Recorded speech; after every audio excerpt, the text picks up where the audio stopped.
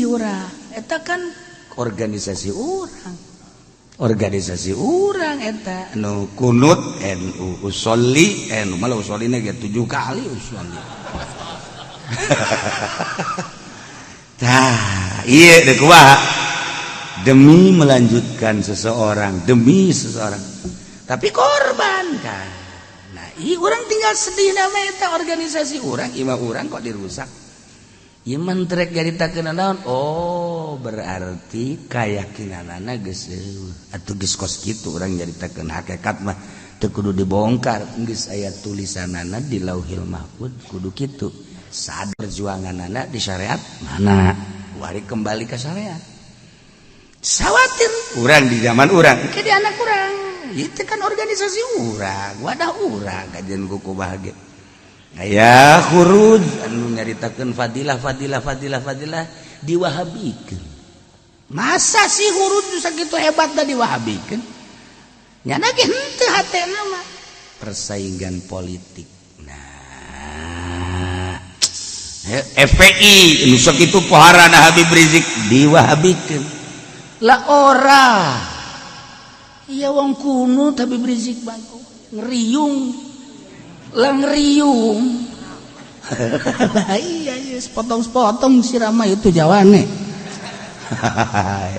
ente wahabi HTI ente wahabi lah cuman sakadar dengin khalifah teu akur urang ngajian tapi kan ente hadapun etanya nempel ka PKS nah tapi kan kos gitu politik mah dirut wahabi kabeh maksudna naon berarti kan ieu mah keur nyaritakeun urang geus terkontaminasi ngadu wari urang jeung urang nah teu rek nyaritakeun kumaha rek nyaritakeun teh bisaan tah mata-mata Yahudi mata-mata Nasrani ngalemahkeun muslimin ngalemahkeun perkumpulan mukminin sehingga urang diadukeun ngadu organisasi jeung organisasi muslim ngadu bendera muslim jeung bendera muslim ngadu kiai jeung kiai diadukeun eta kunaon eta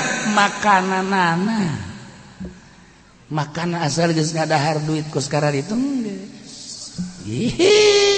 haram 2 poe haram sia awas sia 3 poe haram lah ya kadang haram kadang bisa lah kabelah dia kemana ya demi kemajuan lah gimana tak kiai model kos gimana yang dirantai kurang nah ya bisa nih maksudnya bisa berhasil Kristen berhasil Yahudi dakwah di Indonesia. Nah tapi masyarakat namakan tekos urangi masyarakat bodoh orang teh jangan pinter memadakan ngaji di dia moal ya siapa rodo ya di dia bodoh negara maksudnya bodoh ngaji mah leuwih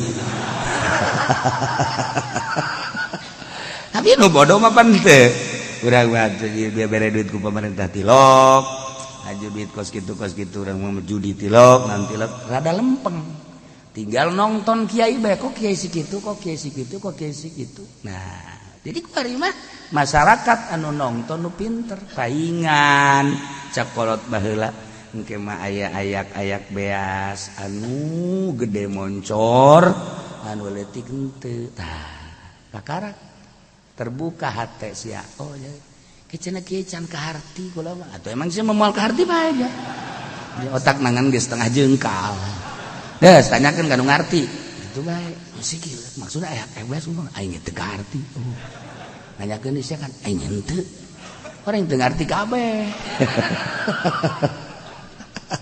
ieu negara ini negara teh negara urang teh unggal bulan mayar teh demi kelanjutan bangsa jeung negara diperet urang teh mayar urang namun carita Rumi baheula berangkat berjuang mempertahankan bangsa jeung negara sanggup nyawa lepas demi kelanjutan negara cak Rumi.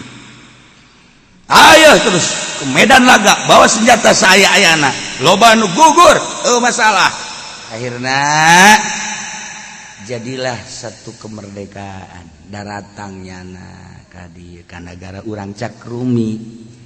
Akhirnya nyana di negara urang jualan dagang diamankan kan ku urang sebab nyana nyada kabelah dina negara nyeun aturan, kemudian nyeun pajak makin membekat ternyata horenganan cak Rumi ieu mah lebih dahsyat urang dijajah ku negara urang dibanding jeung perang. Baheula perang paehna syahid ketika dijajah ku bangsa sorangan. Segala rupa kudu mayar, henteu syahid kan mun paehna. Mayarna kan doraka. Wawasan Jalaluddin Rumi seorang waliun min auliyaillah seperti eta. Naon bedana ku ari leuwih dahsyat deui eta di zamannyana. Jadi dahsyatan keneh ku ari cek nyana dibanding jeung perang ngalawan tentara Mongol. Ieu teh nyana sejarahna nyaritakeun naon? Keyakinan urang, yakinan mana ketika dijajah ku Mongol jeung dijajah ku bangsa sorangan. Ternyata keyakinan loba gedean kene dijajah ku tentara Mongol. Sebab naon? Paeh syahid. Berangkat budak leutik pupuk berangkat perang. Hei, hararebat satu suara. Allah, Allah, Allah. Ketika dijajah ku bangsa sorangan melalui pajak-pajak dan lain sebagainya, mulai kalalendor. Ieu cenah deuk ieu pabrik naon ieu? Pabrik angker bir. Haram ieu minuman. Haram. Haram lah. Ya. Kumaha kiai haram teh? Ya kadang haram kadang teu.